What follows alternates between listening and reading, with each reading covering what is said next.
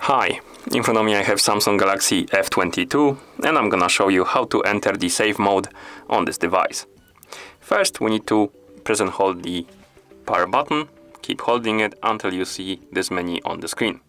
Then press and hold on the power off option and now you should see the safe mode icon. When you tap on it, you're gonna restart your phone and it's gonna boot into safe mode. Here we have a warning what the safe mode does. Basically what it does is if you boot into safe mode, all third-party applications will be disabled and you won't be able to use them. And you can use it to basically troubleshoot your phone. If something is wrong with your phone, some app is not working or something is crashing, you can check if it's a fault of third-party applications or not by entering the safe mode. Okay, now let's tap on this icon to restart our phone and boot into safe mode.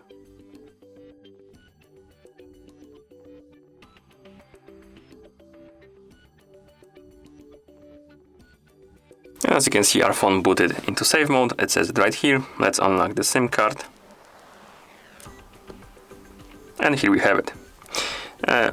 You will notice that some of the applications are not working. Like I said before, basically safe mode disables all of the third-party applications. So, for example, weather is not working and some of the Google widgets or these applications. Basically, every application in the menu that is grayed out is disabled and you can't open it until you enter the normal mode.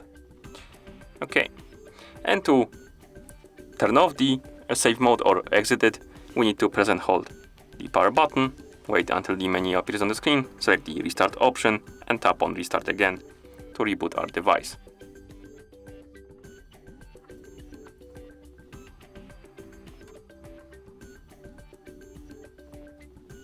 As you can see, our phone booted back into normal mode. And that's how you enter the safe mode on this device. Thank you for watching. If you found this video helpful, please consider subscribing to our channel and leaving a like on the video.